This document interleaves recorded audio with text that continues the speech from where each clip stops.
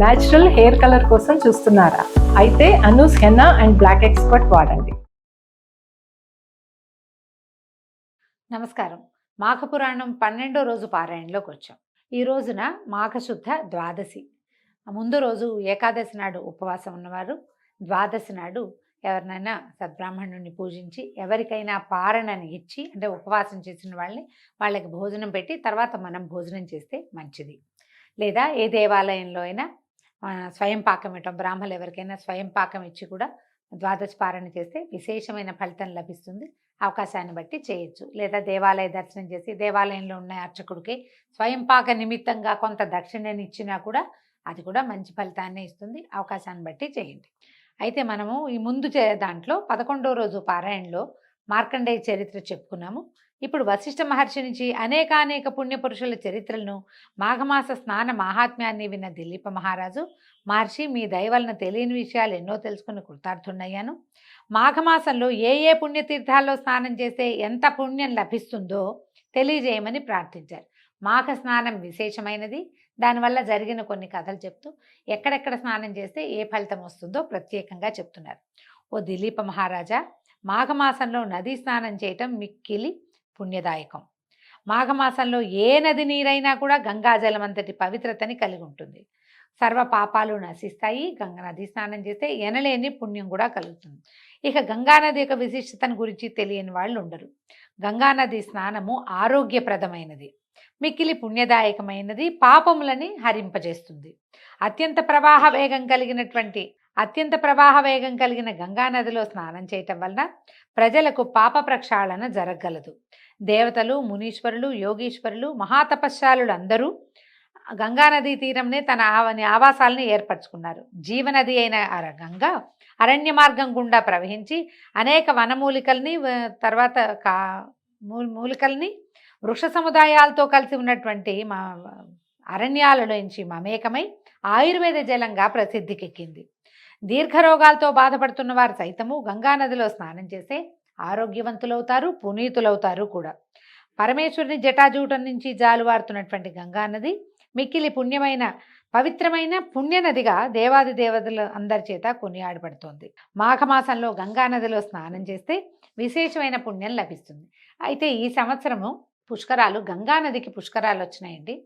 గంగా పుష్కరాలు మనం ఆది పుష్కరాలు, అంత్య పుష్కరాలు అని వెళ్తాం కదా, ఆది పుష్కరాలు అయిపోయినాయి. అయితే ప్రతిరోజు కూడా మధ్యాహ్న కాలంలో పుష్కరుడు నదిలో ఉంటాడట.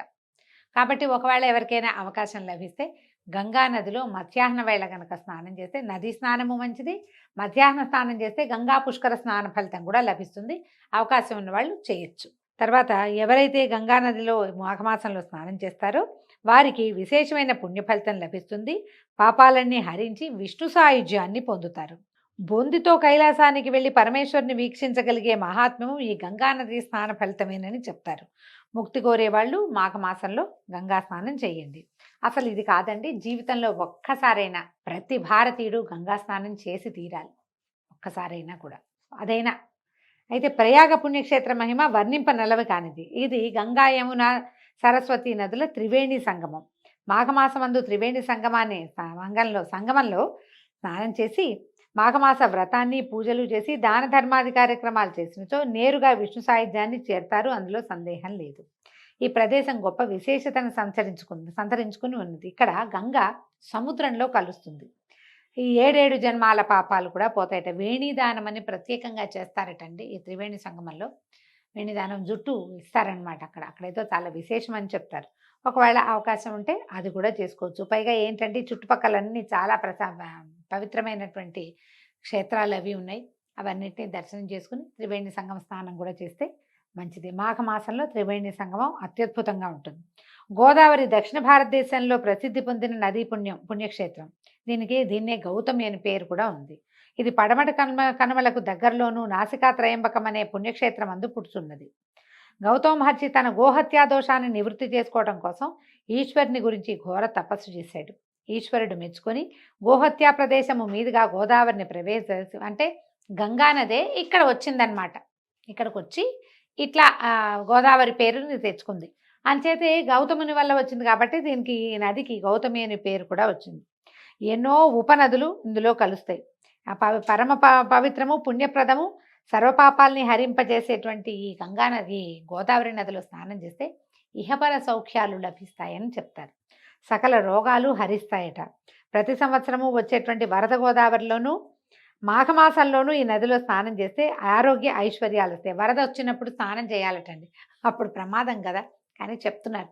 ఏనా అవకాశం ఉంటే చేస్తారేమో. ఎర్రటి నీళ్ళు అవి వస్తాయట గోదావరిలోకి. ఈ చుట్టుపక్కల ఉన్న క్షేత్రాలు అసలు గోదావరి నది పరివాహక ప్రాంతంలో ఉన్నటువంటి దేవాలయాలు క్షేత్రాలు లెక్కకి మించి ఉన్నాయి.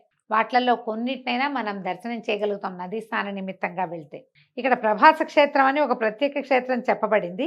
దీంట్లో కనుక స్నానం చేస్తే బ్రహ్మహత్యాపాతకాలు కూడా పోతాయని ప్రతీతి. దీనికి నిదర్శనంగా ఒక వృత్తాంతాన్ని చెప్తున్నారు. ఆదిదేవుడైన శంకరునికి మరియు విష్ణువు యొక్క నాభికమలమునందు ఉద్భవించిన సృష్టికర్త అయిన బ్రహ్మకును 5 తలలుండేవి. శంకరుడికి 5 తలలున్నాయట, బ్రహ్మకి 5 తలలున్నాయి. అంచేత వారిద్దరిని పంచముఖేశ్వరులని పంచముఖ బ్రహ్మయని పేరుతో పిలిచేవాళ్ళు. అయితే ఒకనాడు ఈశ్వరునికి బ్రహ్మకి వాగ్వాదం జరిగిందట. నాకు 5 తలలున్నాయి కాబట్టి నేను గొప్పవాణ్ణి, నాకు 5 ఉన్నాయి కాబట్టి నేనే గొప్పవాణ్ణి అని ఇలా వాదించుకున్నారు. చిలికి చిలికి గాలివానయ్యి చివరికి ఘోర యుద్ధానికి పాల్పడ్డారు. అయితే కొన్ని కథల్లో చెప్తారు శంకరుడు కోపం ఉంచుకోలేక తన గోటితోటి 5వ తలని గిల్లేశాడని, మన కథలో మాత్రం త్రిశూలంతో 5వ తలని తీసేశాడని చెప్పబడుతోంది. ఎప్పుడైతే ఆ తల అని తీయబడిందో 5వ తల ఉత్తరించబడేసరికి మన బ్రహ్మగారు చతుర్ముఖ బ్రహ్మ అయ్యాడు. శివునికి మాత్రం బ్రహ్మహత్యాపాతకం చుట్టుకుంది. ఇదే చెప్పుకుంటాం మనం. పరమేశ్వరుడి బ్రహ్మహత్యాపాతకం ఎట్లా పోయింది అనే కథకి బ్రహ్మదేవుడి తలనే ఆయన గిల్లేశాడని, గోరుతో తీసేశాడని ఒక చోట, త్రిశూలంతో సంహరించాడు, ఆయన తీసేశాడు, సంహారం చేశాడు అని ఇంకొక చోట చెప్తారు. ఈ బ్రహ్మహత్యా దోషాన్ని అంటించుకున్నటువంటి పరమేశ్వరుడు ఈ దోషం ఎట్లా నివారణ అవుతుందో ఎలా పోతుందో అని ఆలోచిస్తూ బ్రహ్మతలని చేతపట్టుకుని ముల్లోకాలు తిరిగాడట. ఈ తల తిరుగుతూ ఉంటే శివుని చేతిలో ఉన్నటువంటి తల ఎండి కపాలంగా మారిపోయింది. శివుణ్ణి ఎవరూ ఆదరించలేదట. ఆ కపాలంతో భిక్షను స్వీకరిస్తూ భూలోకానికి చేరుకున్నాడు. ఈ పరమేశ్వరుడు అత్యంత తేజోమయ సౌందర్యవంతుడు, మిక్కిలి అందగాడు. ఆయన ముగ్ధమోహన స్వరూపాన్ని చూసి చెలించని స్త్రీలుండటం అంటంలో అతిశయోక్తే లేదు. భూలోకంలో భిక్షాందేహి అని శివుడట్లు భిక్షాటన చేస్తుంటే భిక్ష వేసే స్త్రీలంతా అతని సౌందర్యానికి లోబడి చిత్రమైన గాథ చెప్తున్నారండి. ఇలా స్త్రీలంతా ఈ జగన్మోహనాకారుడైన శివునికి వశమైపోతుంటే మునులు ఋషీశ్వరులు వీళ్ళంతా చాలా కోపం వచ్చిందట. ఎవరి భిక్షుకుడు మా భార్యల్ని సైతం వశపరుచుకున్నారు, ఇతని పురుషత్వం నశించుగాక అని శపించారట. అంతే భిక్షాటన చేస్తున్నటువంటి పరమేశ్వరుని యొక్క లింగము కింద పడిపోయిందట. అసలే బ్రహ్మహత్యా దోషంతో దురపిల్లుతున్నటువంటి పరమేశ్వరుడు చేయునది లేక లింగమందే ఐక్యమైపోయాడు. శివుడు లింగాకారంలో ఐక్యమవటంతో దానికి ఎనలేని తేజస్సు వచ్చి మిక్కిలి కాంతివంతంగా ప్రకాశించడం మొదలుపెట్టింది.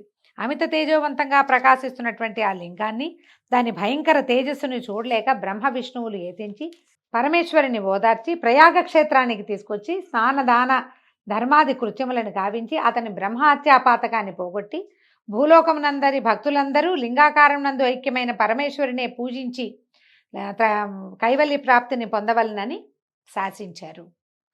విచిత్రమైన గాథ చెప్తున్నారు కదా. ఇలాంటి గాథలు కూడా ఉంటాయండి, కొన్ని పురాణాల్లో ప్రత్యేకంగా కనిపిస్తాయి. ఇదేదో అంటే ప్రక్షిప్తంగా ఏం భావించక్కర్లా. రకరకాల గాథలు ప్రాచుర్యంలో ఉన్నాయి, ప్రచారంలో ఉన్నాయి. అందులో ఇదొక గాథ అన్నమాట.